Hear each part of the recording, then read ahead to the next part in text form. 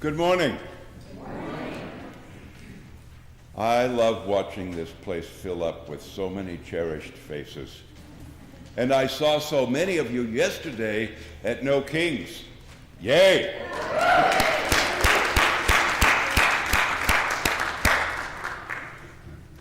Welcome to the First Religious Society Unitarian Universalist in Newburyport, Massachusetts. I'm Ray Wilson, and I have the privilege of serving as your worship associate this morning. If you're joining us for the first time, welcome. We're glad you're here. If you're new and you'd like to connect, please fill out one of these blue cards in the pew and put it in the collection box. We come together at FRS in person and online, committed to love, peace, and justice. Our mission and our invitation to all of you is to come as you are, journey together in love, act with courage, and transform our world. If you are worshiping online and would like to access this morning's order of service, please click on the link just below the live stream. If you would like a large print order of service or a hymnal, please ask an usher who will be happy to help you. Please take a moment to review your order of service for all the activities happening this week. In particular, we will hold a Unitarian Universalist Maundy Thursday service this Thursday at 5:30 p.m. here. Join Reverends Rebecca and Jane in our beautiful sanctuary for a beautiful evening. Very special, open to all. Next Sunday is our intergenerational Easter service at 10 a.m. Reverend Rebecca will help us to celebrate the season. We will also have brass in our music and an Easter egg hunt for children and youth immediately following the service. We hope everyone will join us next door in Parish Hall for another intergenerational fellowship event hosted by Young Church and Youth Group. After enjoying sweet and savory snacks, we'll participate in a fun icebreaker, followed by time for all ages to play board games and color together. There's sure to be a lot of love and laughter. Please come and get to know our FRS families. Every Sunday, it is such a blessing that we can gather. So let us give ourselves to it. Welcome once again. It's good to be together.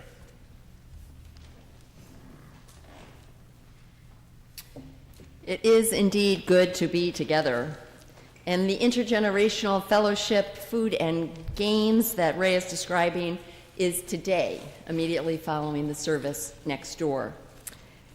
I also wanted to offer a special invitation to everyone with the Easter service next Sunday. It is indeed, just like with our Christmas Eve, it honors our Christian roots, and yet it is open to all. It is a season of spring, of renewal, so this is a season and a service that everyone can find meaning in. And in honor of Meryl Maleska Wilbur, I also invite everyone who would be so moved to join me in wearing an Easter bonnet. Our call to worship this morning are the words of Olympia Brown, who in 1863 was the first woman ordained with full denominational authority by any church in America, ordained by the Universalist Association at that time. Olympia Brown would serve in Universalist congregations throughout our country and was among the few original suffragettes still alive to vote at long last in 1919. And she wrote these words: this great lesson, we can never make the world safe by fighting. Every nation must learn that the people of all nations are children of God and must share the wealth of the world. You may say this is impractical, far away, can't be accomplished, but it is the work we are appointed to do. Sometime, somehow, somewhere, we must teach this great lesson. Truer, as true, if not truer today, than it was. You are indeed faithfully and gratefully called to worship. Let's rise in body or in spirit and join in our opening hymn. It's in the gray hymnal number 123, Spirit of Life.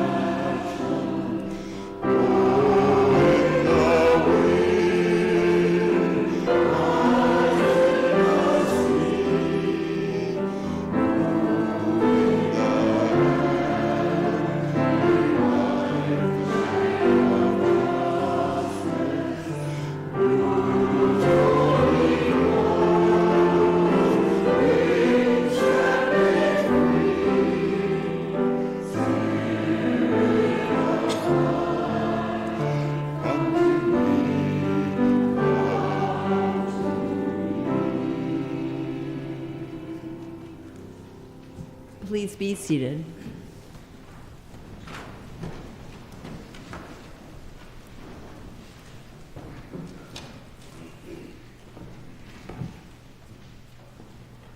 Good morning. Please join in saying our chalice lighting words as Diane lights the chalice. The words can be found in your order of service. We gather as people of faith with joys and sorrows, gifts and needs. We light this beacon of hope, sign of our quest for truth and meaning and celebration of the life we share together.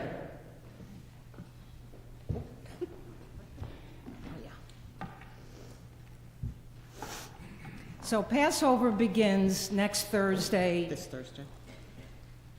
Isn't that the same, that? Okay. Thursday evening at sundown.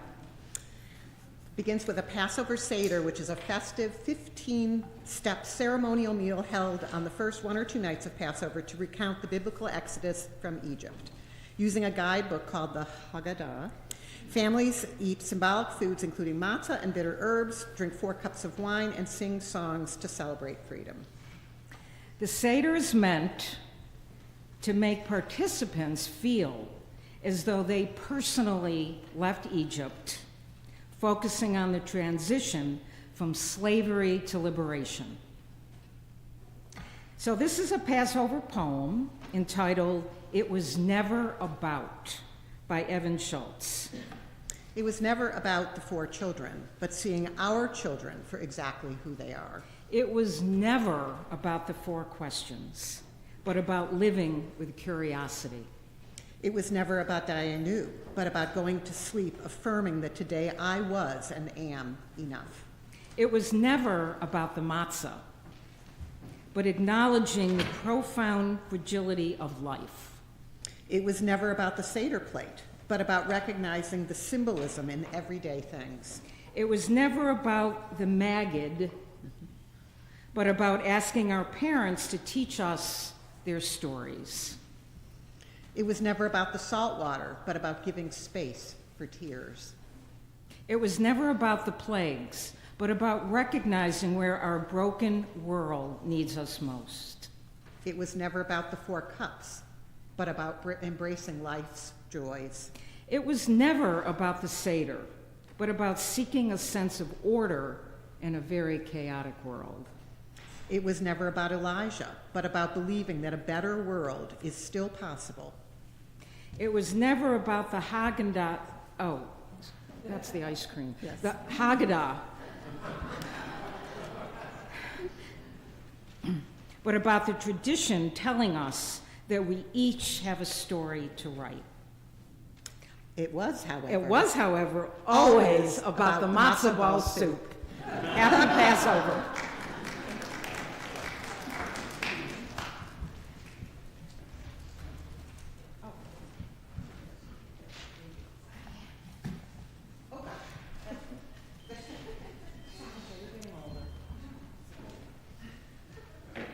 Thank you, Diane and woman. Don't we love the religious plurality of Unitarian Universalism, and how we can have members here of Jewish upbringing and roots who have found their way into this faith in a way that is theirs entirely. I also think about the Passover as we light our first candle of peace. Every time we gather, we light 2 candles of peace that represent 2 places on earth that need peace. As we say each week, we know that there are untold numbers of places on earth that need peace. This morning we'll be lighting 3, and we will hold these in our hearts through this service and the week ahead. Our first candle, the green candlestick, some of you may remember, was the candle we lit every Sunday, though you were online or elsewhere. Justin and I would light that candle all through COVID, every single Sunday. Like Passover, like the times we're in now, we held on, you held on. And when I heard the poem and the reading about the Exodus into liberation, I think of what happened yesterday with No King's Day and all across this country, the people that gathered, which is what we're lighting this candle for. We are the ones leading people out of slavery, all the oppressions, into liberation. So let's sit with that for a moment and then join our voices by saying peace in 3 languages.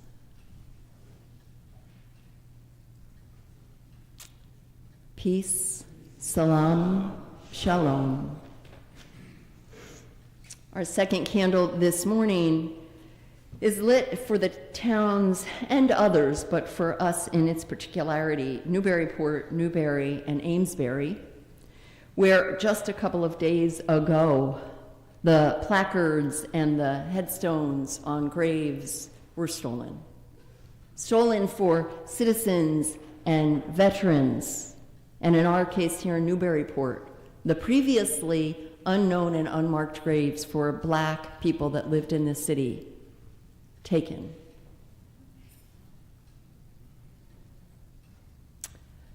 So the faith we hold, that all people matter, and their stories, and their history, and that they deserve to be known, we hold.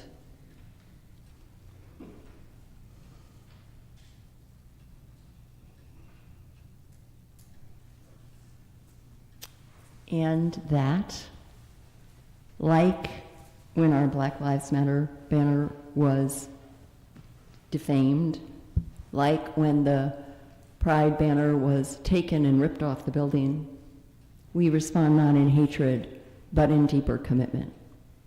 To this we respond, peace, salam, shalom. And our third candle this morning is lit for this Tuesday, Transgender Day of Visibility, around the country at a time when more and more transgender people are living with threats and realities that should never be. Here in Newburyport on Tuesday at noon, we will raise the Transgender Day of Visibility flag. Join us if you can. And to this we respond, peace, salam, shalom. Please rise in body or in spirit, and let's join together in our affirmation of faith, followed by the doxology. The words can be found in your order of service.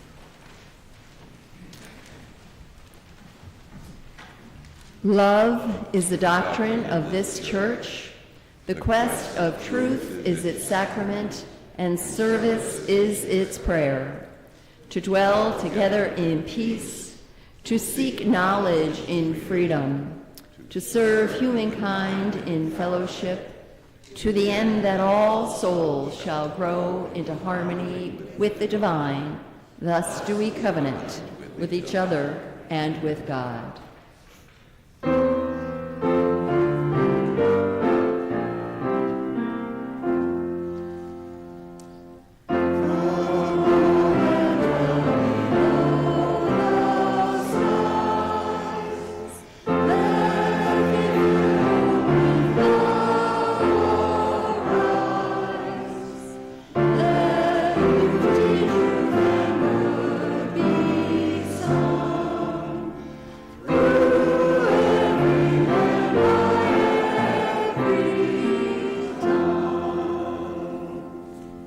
You may be seated.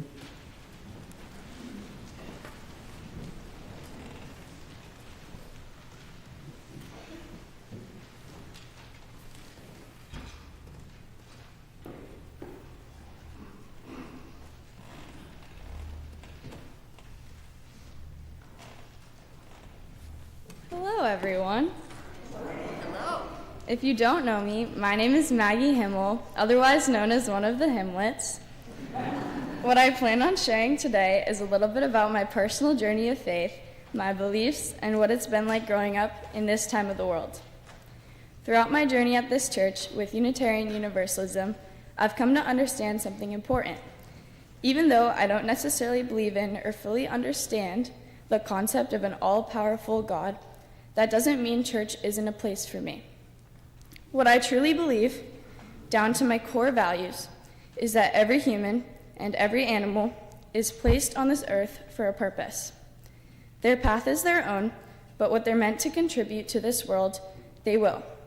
I believe that change is possible, but for that to happen, everyone has to be a part of it. And that is why I fully believe in the younger generation. I believe that the children of this church and the futures they are growing into, whatever their paths may be. I have the incredibly lucky privilege of spending every Sunday morning with the youth here. They truly bring new perspectives, deep questions, life struggles, successes, and of course, plenty of silliness. But more than anything, they bring inspiration. I don't know if they realize it, but they're so inspiring to listen to. I already see them changing the world in small ways at this church. Growing up identifying as female in this era isn't always easy, but what makes it easier is the smiles I get to see every Sunday morning. The conversations about life, the world, and how we can make it better gives me a glimmer of hope for the future. So even if I'm not the most religious person in this church in the traditional sense, I truly believe in something powerful, the ability we all have to change the world by making the most of the opportunity we are given to be here and to follow the path that is right for each of us. Even in the darkest moments, sometimes to the point where you just have to put down your phone to escape the constant struggles of the world, there is still light somewhere, you just have to find it. One of my favorite things is getting to work with kids, and lucky for me, that doesn't end here at FRS. Outside of church and school, I teach martial arts to children. From all my interactions with the youth, I can promise there is no shortage of good people in this world, although sometimes it might seem like it. This church is the perfect example of this. To many of us, FRS is a community where we can come for support and to feel uplifted. It is where we can come to ground ourselves. And to me, that is what is most important in this place for everyone. We as a church are unique in so many ways that I find powerful and a part of those small steps to a better world. My journey of faith may not be traditional or similar to other people. However, we are all connected through the web of life and share the same overarching belief that through community, good change can happen. Finally, and most importantly, One of my favorite parts of this community is that I get to share my experiences here with my family, and not just my immediate family. This church has given me the chance to see my grandfather every Sunday. Although this might seem small to some, as a junior in high school, looking at colleges and having a crazy busy schedule, this means a lot to me. When I was asked to talk to you all today, I was honored to share my journey with you. But to make it more special, I'm able to do it on his birthday. So happy birthday, Grandpa!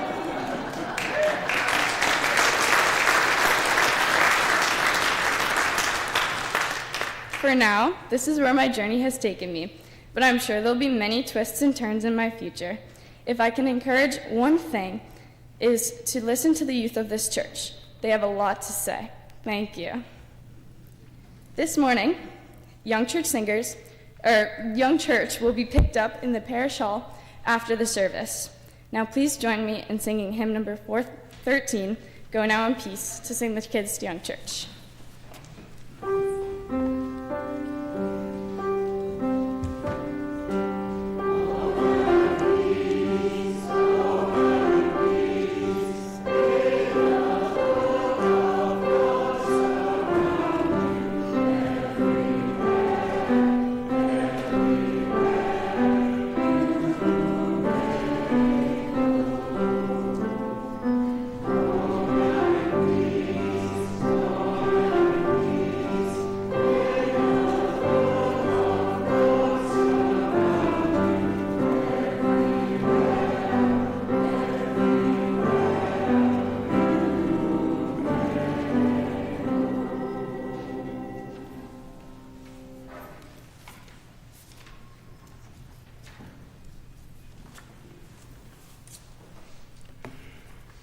The generosity of our community is an essential ministry that supports the church and its work both in Newburyport and beyond. Each week, 50% of the Sunday offering not designated as a pledge goes to a local community partner engaged in important efforts to transform our region.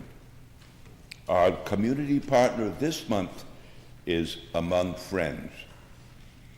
The Among Friends meal program provides over 120 free meals 3 days a week, which amounted to over 18,000 meals in 2024. Their all-volunteer program prepares and serves nutritious home-cooked meals, offering free delivery, takeout, and indoor dining options to their guests from Newburyport, Newbury, West Newbury, Salisbury, and Amesbury. Due to federal cutbacks in grants to food programs, they need to raise funds to cover the shortfall. The FRS Community Outreach Committee also organizes a team of volunteers 5 times a year to prepare and package meals. This is also our annual campaign season. We invite anyone who has a pledge card to come forward to the chancel during the offering, where Maggie and Ann, looks like they're there, okay. We'll gratefully receive your cards. To give online, oh, there you are, hiding. To give online, please use the link in your order of service or below the live stream. You may also make a contribution by text, and of course, you can always mail a check to the church as well. Thank you. The offering will now be gratefully received.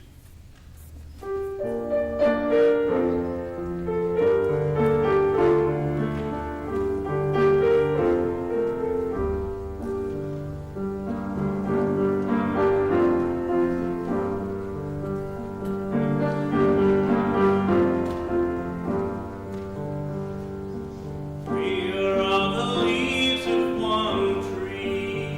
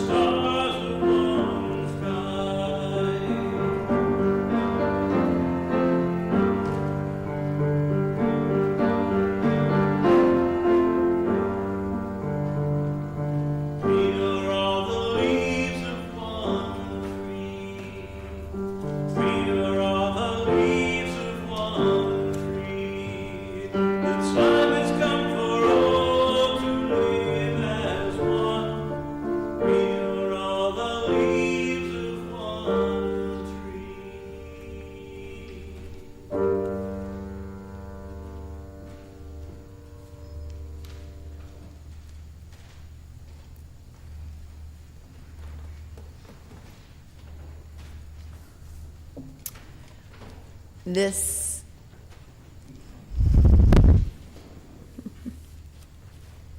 is a time in our service when we pause to lift up the joys and the sorrows, the hopes and the dreams of this beloved faith community. You are always welcome to write anything you would like shared in the journal that is located in the vestibule each Sunday when you come forward, or you can send something to me or to Between Us at FRS UU. Let us gather.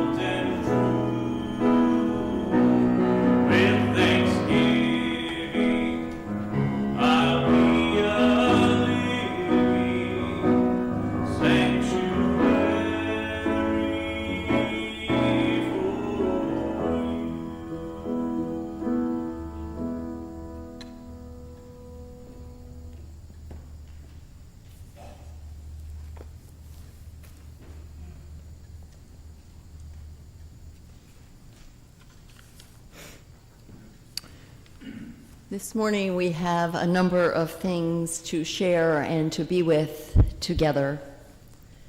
This first one, a particularly difficult one to share.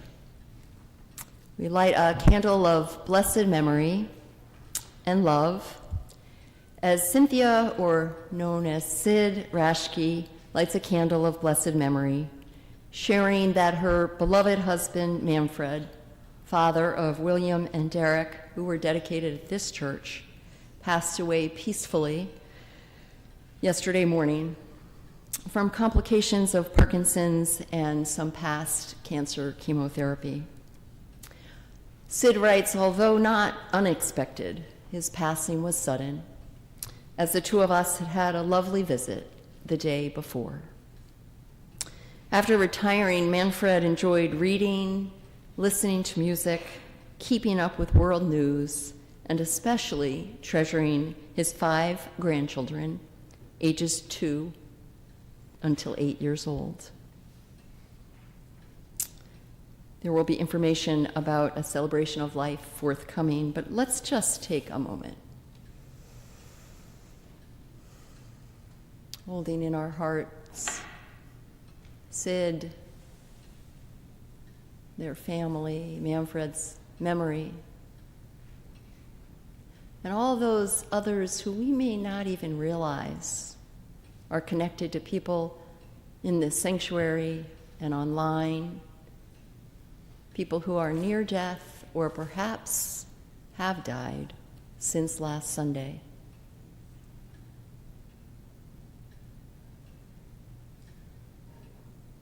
And may we honor their lives and their legacies with our lives.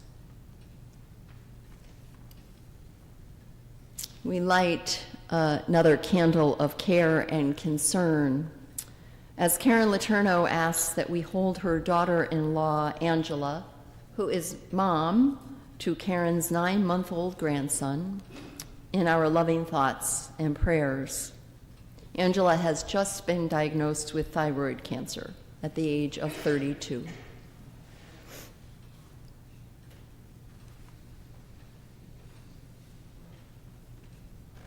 And we also light candles of joy for all of the realities of life, which is all of it. We light first a candle of joy for our beloved Florence and John Mercer.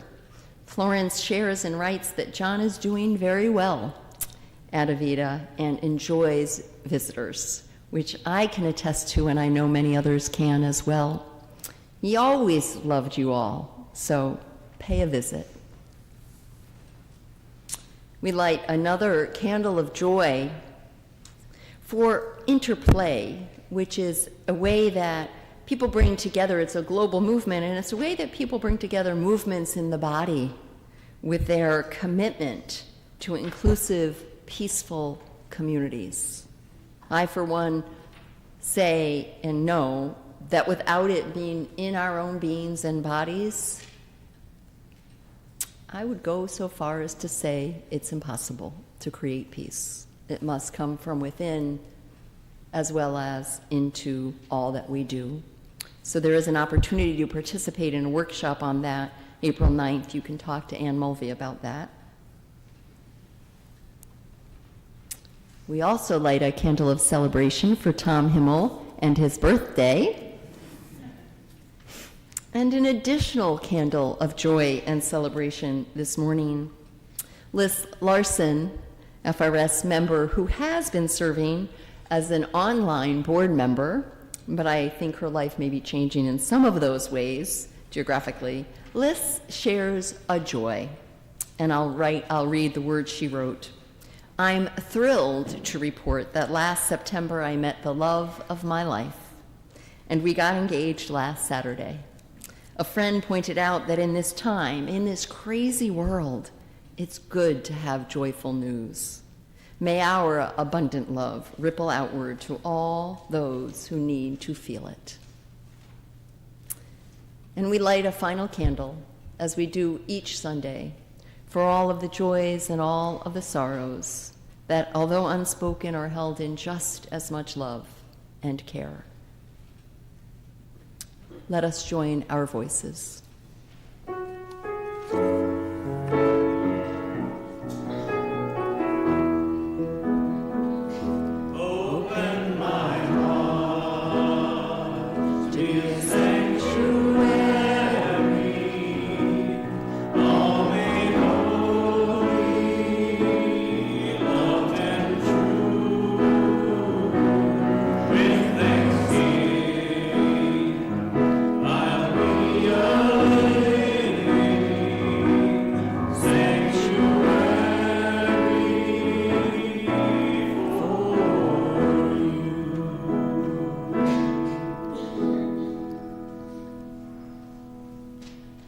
My friends, let us just stay in that love, the sanctuary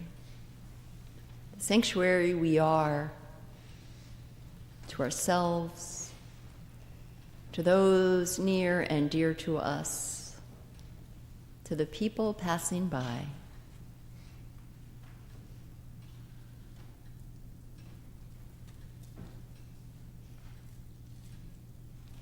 And may that sanctuary be sustained, filled, and lit with the light that carries us all on.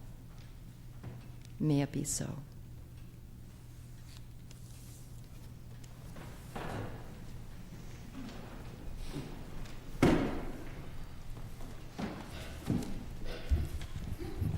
I need to do one aside here. I used to do the sermons for the young church. I'd just read a Bible story and talk about it.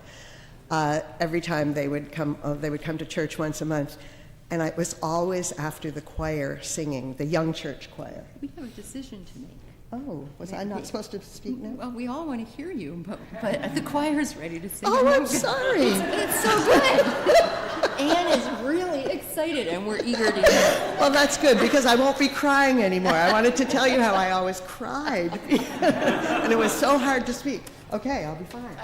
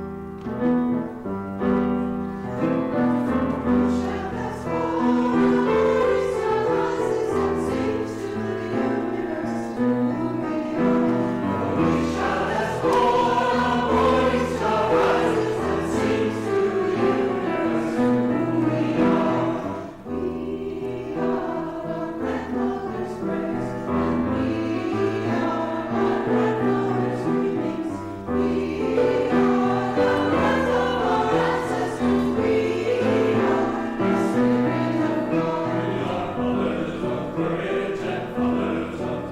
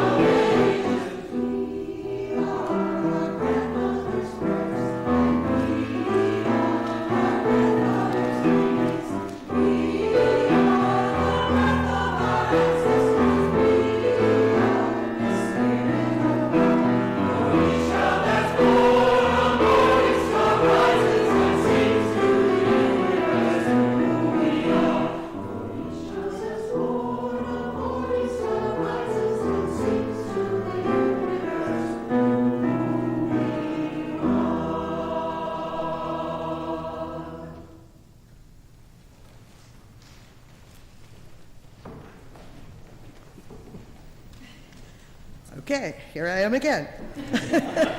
Now you know all about me.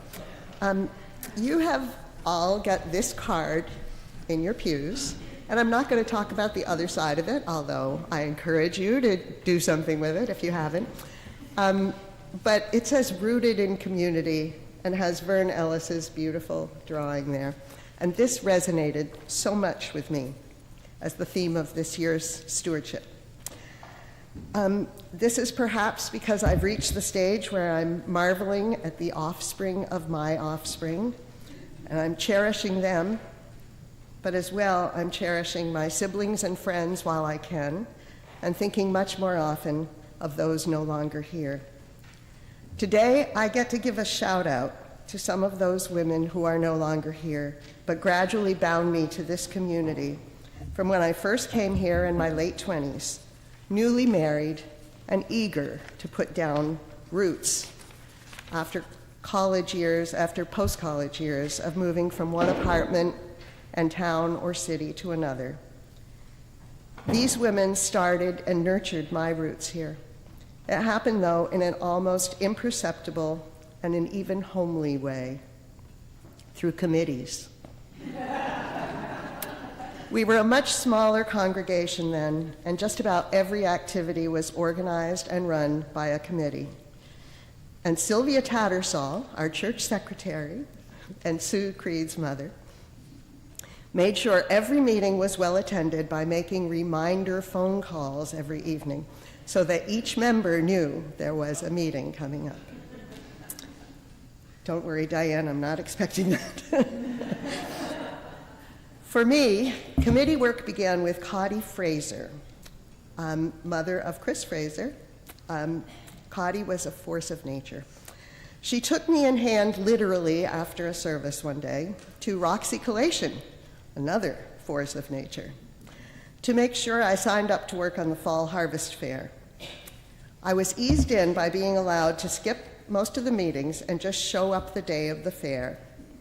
Somehow, though, during the hours of selling, buying at other groups' areas, cleaning up, and speculating on income at the end of the day, I had been identified as a clear recruit. I worked in Boston all day, so the one standing committee that successfully drew me in first was music. I knew nothing at all about classical music, but Forrest, my husband, did.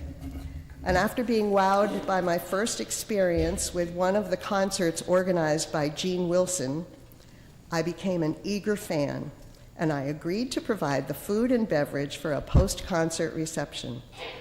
Next thing I knew, I was chairing the music committee, despite repeated protests of ignorance. I was told that didn't matter, they just needed an organizer. Well, I soon learned that a group of strong-minded, talented musicians like Gene Wilson, Barbara Owen, and Florence Pearson just needed a tactful referee. I adored and feared each of them in a variety of ways and felt so lucky for the musical insights they shared with me, the company, the parties they had, introducing me to all these wonderful people, and including, of course, my piano lessons with Gene Wilson. It was the hospitality committee, though, that I thrived in. The committee charge was primarily to get hosts for weekly coffee hour, but we also organized the May breakfast and at least one potluck supper before the annual meeting, although there were often other potluck suppers. We cleaned the kitchen, we did all sorts of things. I learned from Carrie Plummer, Joan Smart, Roxy Collation, again, Hope Wood, Maxine Steves, Beth Colley, Ruth Fletcher, and later Bea Plummer, Ann Cecil, that's Sarah's mother, and Marge Babcock. How much fun it could be to work together as a team and in the kitchen to entertain the rest of the community. All were of my mother's generation, and yet they made me feel like one of the gang. I loved learning their recipes for fun, for dealing with aches and pains, including husbands and kids who were my age. As much as I did their recipes for food and the formulas I learned for table settings, for tea service, doing a formal tea service. They also were strong-minded and talented, but they had come together, I realized, because they enjoyed the process of the tasks. Differences were acknowledged, laughed about, even relished. There could always be 2 different versions of cucumber sandwiches, for instance. In fact, they enjoyed the process so much that they did a lot of other things, and they eventually lured me into several of them. The special one for me was joining them for the rummage sale, once my work schedule allowed me to have an afternoon off. I came back from the first one with nearly a whole new wardrobe. One after another, they would approach me with something and say, "I don't need any more of these, but this would look so great on you." I felt like a princess. I was just being dressed all day long. Sadly, I had to say goodbye to each one in turn. Even in that way, I was prepped by them. The Women's Alliance used to host a reception after each church member's memorial service. I never joined the Alliance, but I started helping them because they couldn't carry things up and down stairs or reach the pans at the top anymore. Eventually, unfortunately, I was able to thank them in return by providing for some of them, receptions for some of their families. These are the women who tilled the soil so that my FRS group roots could grow. Thank you.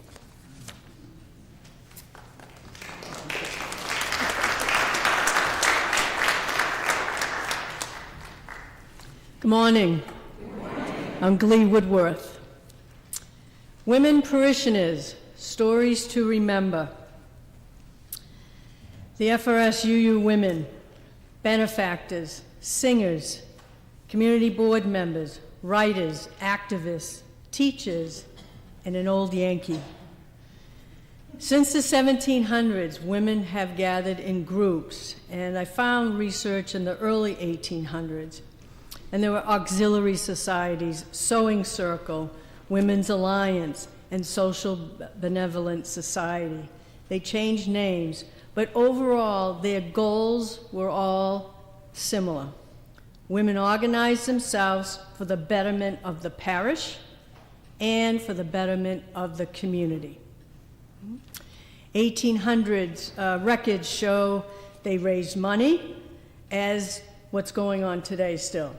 Raised money. They had church fairs, suppers, strawberry festivals, rummage sales.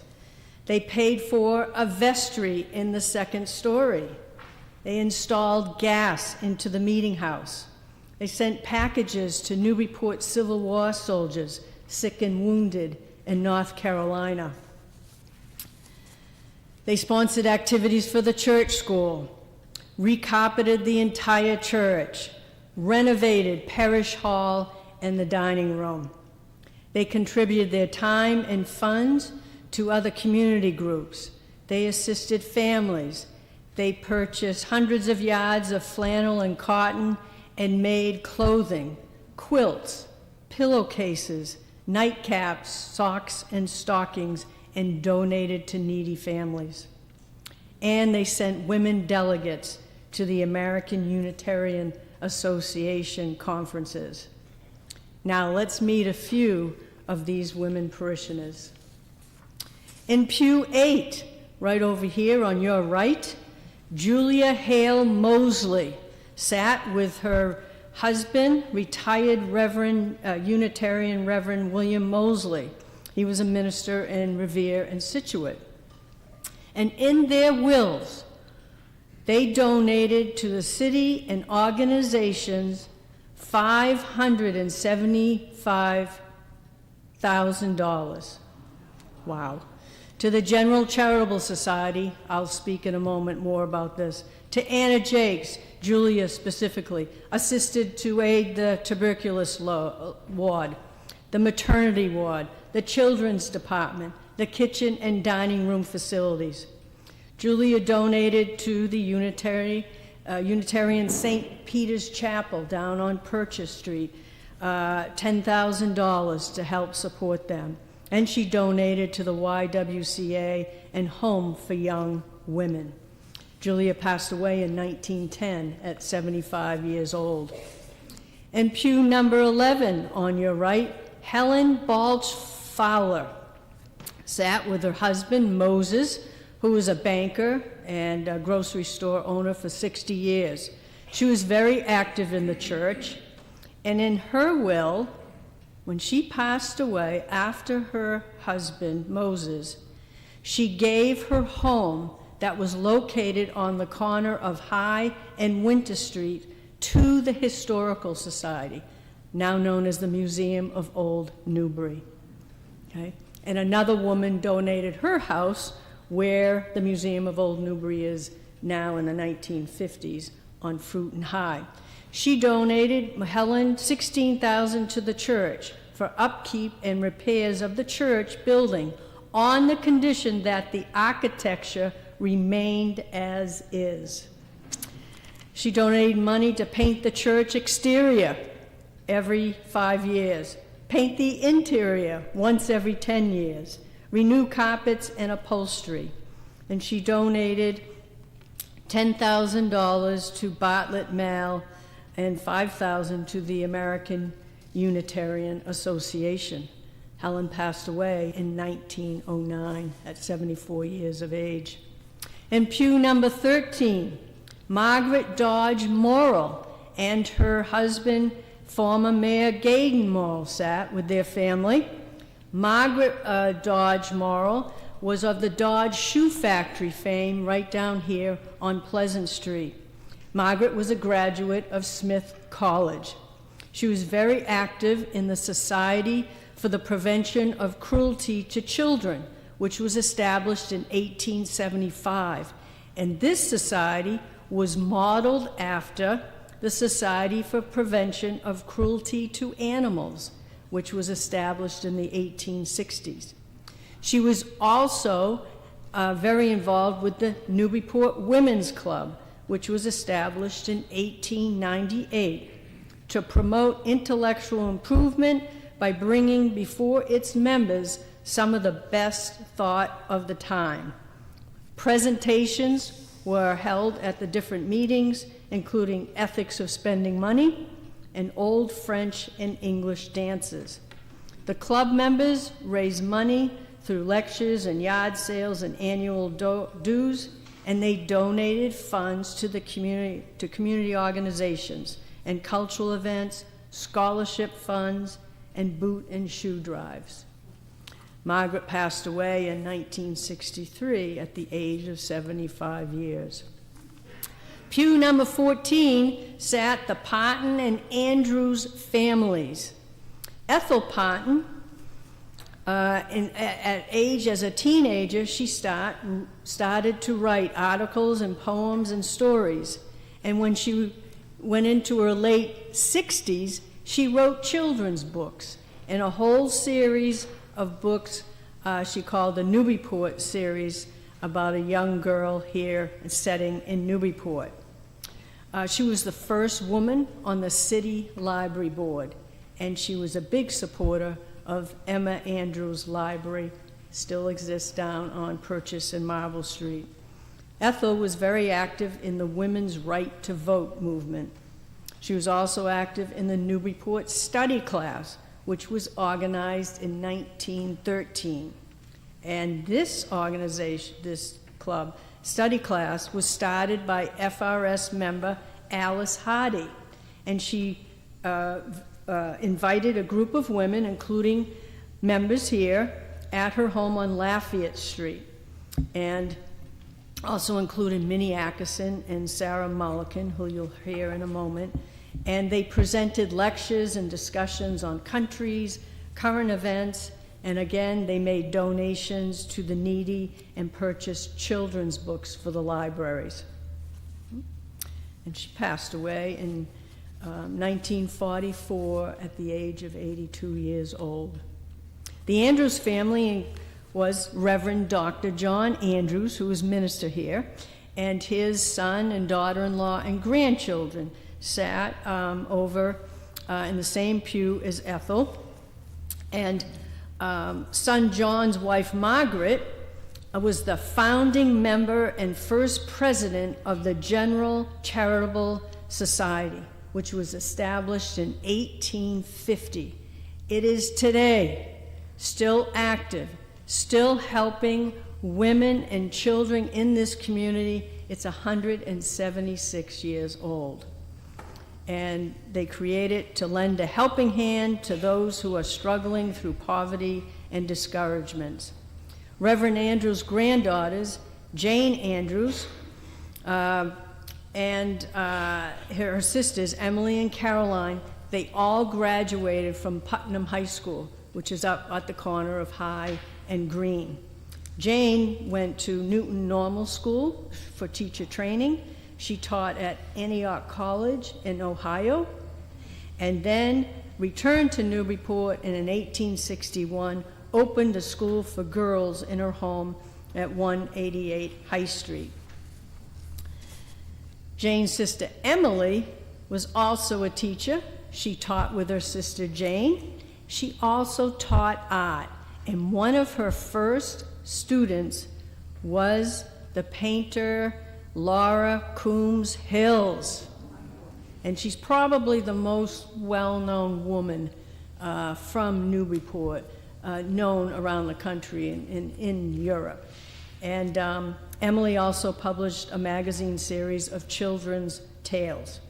Sister Caroline was also a teacher and also a published author. And Caroline donated $50 to buy blankets for our local Civil War soldiers. And she taught formerly enslaved people in Washington, D.C. In Pew 16, you know the name, Susan and William Swayze. Yes, benefactors in the community. 1890s, they assisted the YWCA over on Market Street. They paid all the debt and mortgage. And there's still today Swayze funds for FRS and to the schools. They also donated Atkinson Common for a statue for Civil War soldiers, and Susan and William donated the William Lloyd Garrison statue at Brown Square. Susan was one of the largest benefactors of the Emma Andrews Library, and she was very active in the General Charitable Society. And I found this very interesting. In their first year, in 1850, they organized 18 teams of women, and each team had a neighborhood, and they would go and knock on every door and check in on the families and see if they needed anything. And so throughout the whole city, 18 teams. Pew number 17, Dr. Abby Noyes Little. She started a medical practice here in Newburyport. She graduated from medical school, and she joined in 1918. What was happening? World War I.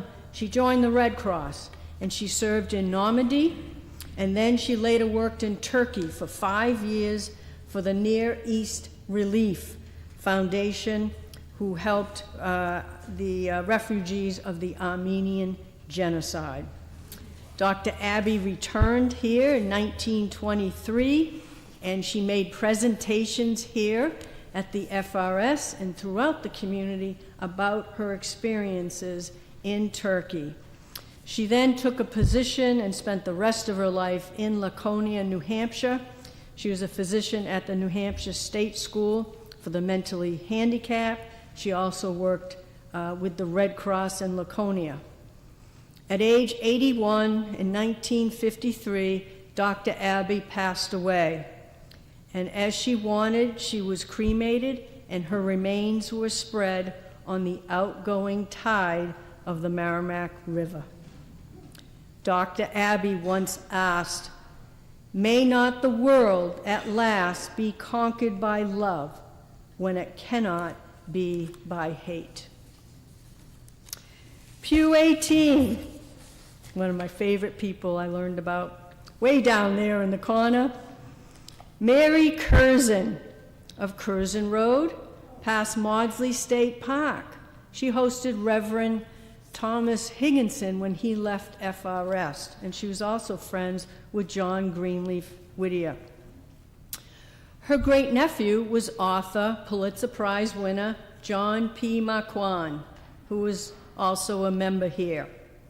And John writes, "My great-aunt Mary Curzon was beautiful and vivacious, industrious and methodical, with a sarcastic but kindly wit.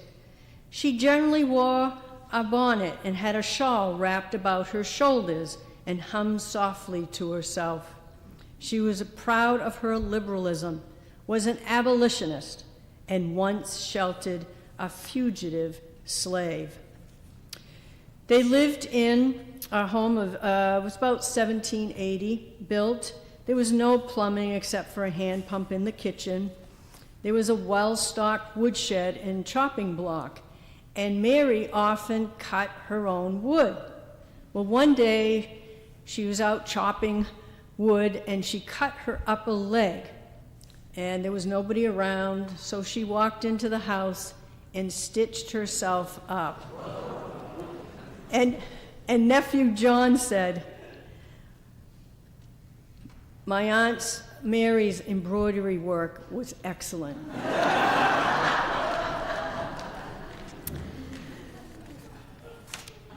There were teachers who lived on Federal Street, longtime parishioners and members of the Alliance and the Historical Society, Josie and Layla Kimball. And they were both teachers. Josie taught at the Jackman School for 53 years. And Layla, Josie taught math, Layla taught geography, and she taught for about 45 years at Jackman School. Now, during the World War I and II, there were victory gardens. People remember. Children and adults, everywhere where they could plant a vegetable garden, there was a garden.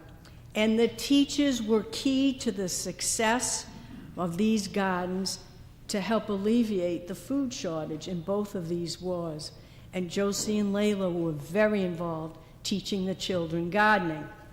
Then there was Cassine Nelson, the wife of former one-time Mayor Oscar Nelson. She was also a longtime parishioner, Alliance Club member, and YWCA board member. And during World War II, there were 2,000 children in town involved in gardening. And Cassine taught children how to preserve and can vegetables and fruits. Now, Ann Withington, and I was thrilled to hear that Ann Withington was a longtime parishioner with her parents.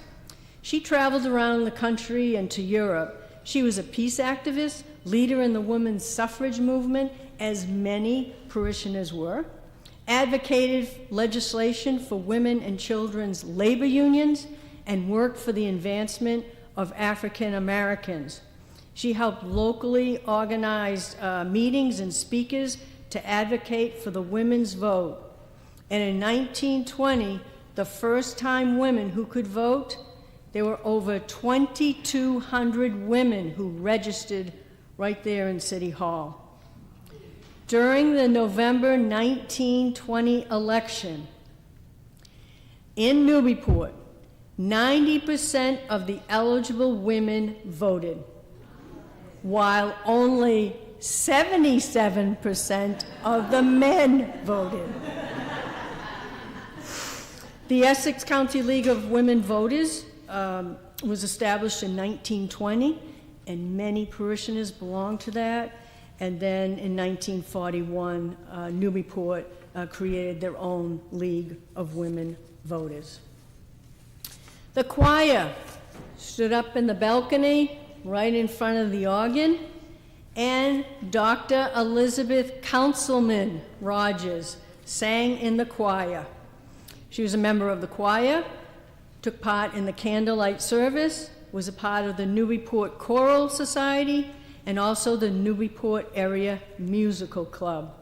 She practiced Dr. Elizabeth from the 1930s to the 1970s, very involved in the community, as well as here at FRS. She was on the Anna Jakes board, the Anna Jakes Hospital Aid Association, school committee, League of Women Voters, and did many presentations throughout the community. She retired in 1974 at the age of 75. Then there's Roxy Collagen. Yes, Roxy, I remember Roxy. And she was the active member. She stood right up there, sang in the choir, candlelight service, was part of the Newburyport Choral Society, was president several times. And Roxy's family was one of 60 Armenian families who lived here in Newburyport, where they found a new home. Many of them escaped the Armenian genocide. And Roxy was a longtime executive director of the Red Cross, 35 years, and under her guidance, she increased the number of blood mobiles, increased first aid and emergency care classes, increased assistance to military families, and transportation options for the elderly. Now, Beulah Sargent, her husband was Sam Sargent, and they were both members of the choir. Sam was an artist and painter, and he is credited with establishing the Newburyport Art Association. But I believe Beulah was there at every mealtime, and they were having a conversation on how to do this. And Laura Coombs Hills was also involved in establishing the Newburyport Art Association in the 50s, and it still exists right down on Water Street. She was part of the Newburyport Musical Club, which was established in 1910. Beulah was president. They organized organ recitals, public concerts, provided scholarships to students pursuing musical education, and they sponsored children's concerts.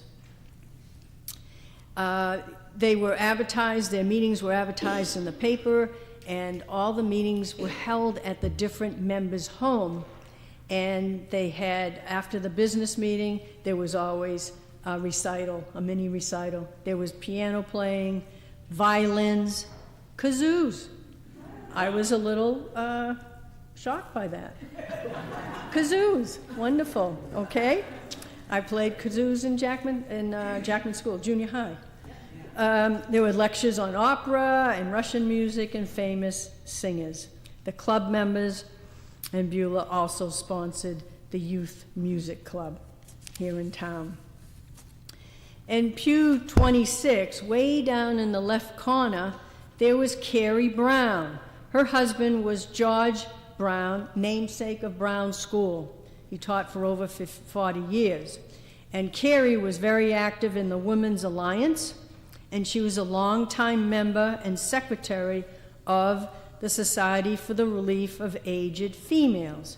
Still today, it is 191 years old, still helping women in the community.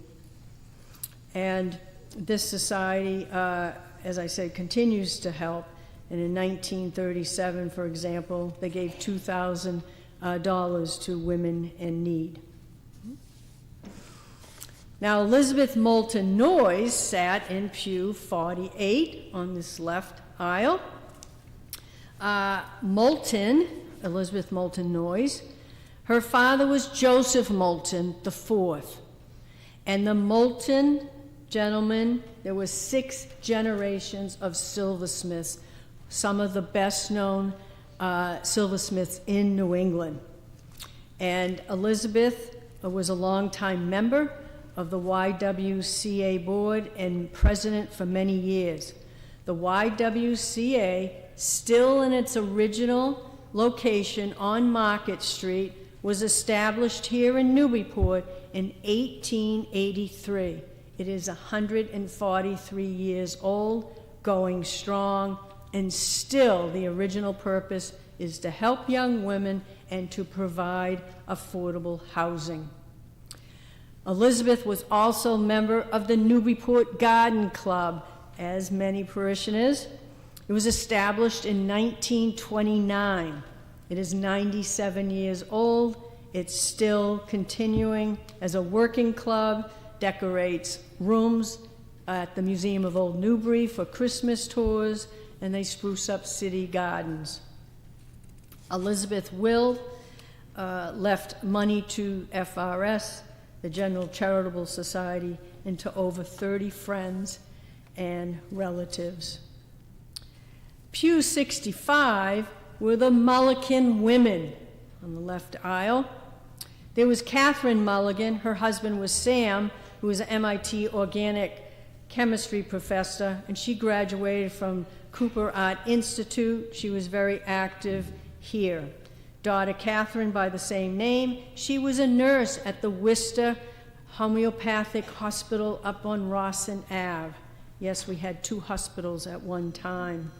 She taught Sunday school for years here. And then sister-in-law, children's author Sarah Mulligan, helped fundraise for the World War II effort, wrote articles about neighborhood sea captains, and she wrote an article about the best way to get to Plum Island was in a rowboat. Sarah appeared in Life magazine in 1943, and I can picture a beautiful photograph of Sarah reading to children at the State Street Library. There was Susan Ackerson. Her husband was Fred Ackerson of the Ackerson Coal Company and also Shipyard. And Susan was the daughter of Albert and Mary Russell of the Russell Iron Foundry, the oldest one in Essex County in the 1800s. She was a lifelong member and very active with the Women's Alliance. She was a member of the Daughters of American Revolution that was established in 1890, and the members are descendants of those who contributed to the American independence. And in Susan's will, she left about $3,000 to FRS. And then there was Fanny and Henry B. Little, who sat right there in that first pew. Fanny was a longtime member of the Society for Relief of Aged Women. Their daughter, Eleanor Johnson Little, served with the Red Cross in Europe, and she came back home with Lieutenant Charlie Baker, which in the future, they became grandparents of the former governor, Charlie Baker. And daughter Josephine Little, driver, was president of the UU Women's Alliance, and she was one of the key figures who helped save the downtown for the urban renewal bulldozer. And Josephine was a director at the Historical Society Museum of Old Newbury, and they held, that group of people held meetings at the Historical Society. And I have to mention Mary Wilkins Haslinger of the Morrill family, who sit over here. She was a teenager. She was the catalyst for saving the downtown. And I'm going to leave you hanging. I've got a great slideshow. It's one of my favorites to tell that story. But Mary was the unsung hero of saving the downtown. And lastly, pew number 97, Minnie Ackerson, FRS historian. She wrote a wonderful book on Newburyport in the World War I, filled with details. And she wrote dozens of articles and gave dozens of lectures. She was president of the FRS Women's Alliance. My favorite words, a quote from Minnie discussing alliances and clubs and societies here at FRS and in the community. Minnie writes, "It has been my thoughts for many years that such societies as this, indeed that all societies devoted to good and pleasant purposes are part of the basis upon which civilization rises. For the great things are little more than little things piled together. We and all alliance branches are piling a great many little, helpful, cultural, and kindly things together. Will they not help toward building that better world toward which we hope? So everyone, let's thank the women of FRS Unitarian. Please recite after me. To all the women, past and present, we honor you. Thank you for all your contributions. You are remembered.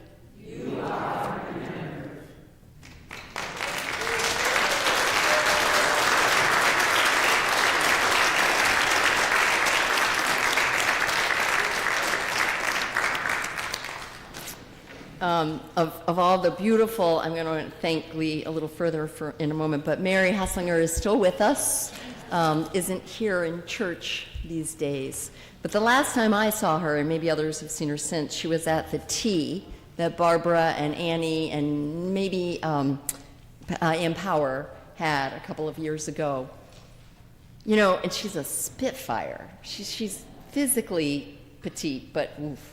And I love her. And she came there with a friend, and she handed me something she wanted me to have that you all will have forever in the archives. That is a curriculum that she wrote about the life and the teachings of Jesus, the rabbi. Because she wasn't here, but her family was here, but for a period of her life, she was in Hartford, Connecticut at the Unitarian Church. And she couldn't believe that the Unitarian Association did not have a curriculum about Jesus. So we are all, interreligious except when it came to him. So she wrote one and taught it, and we own it. We have it. So Mary is still here, living strong. I also wanted to thank Lee particularly because over my time here, she has brought the history of the Guinea Village and the blacks in Newburyport who were unknown, literally. The graves weren't there, their history wasn't known. Of course, Sid Raskey also has done great work on that through the Black History Initiative. So that, and then the sermon we heard about other parishioners here at FRS, and this sermon, which is the concluding sermon with me here for the history that Glee has helped to bring together. And I told the choir, it was a couple of years ago, that she said, do we do something during Women's History Month, like about the history of women here? I said, that's a great idea. And she came back and said, it's going to take a while. There's nothing written down. And so for the last 2+ years, Glee has been researching in every way she can to give those names and the history she was able to put together. So I want to thank Glee again, because that's now part of the permanent records here.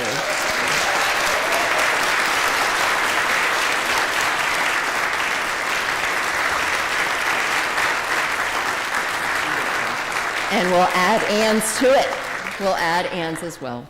So let's rise in body and in spirit and join together in singing, There is a Love, the words are in your order of service. And we'll sing it through. I'm going to introduce this to you. This is a new hymn. I'll sing it through once, and then you'll see on page 4 of your order of service the sheet music, and then we'll sing it through with me and I, and then you'll see in parentheses us and we. That's the second verse. This is how it goes.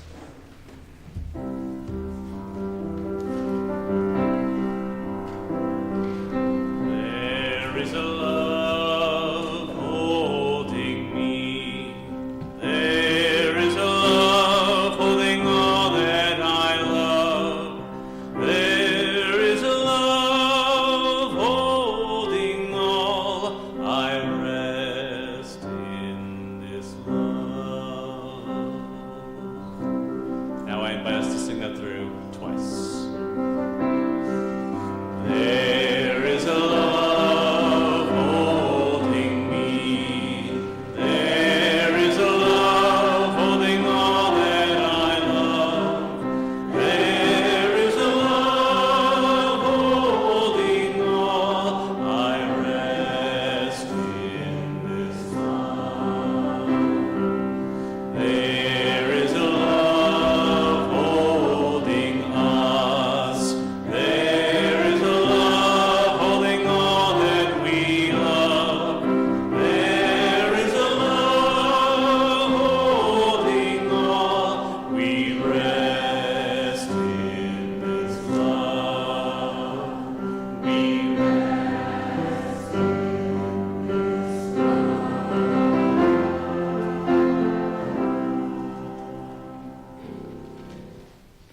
Please remain standing. Let's join together in our unison benediction as Anne extinguishes the chalice. Again, the words can be found in your order of service.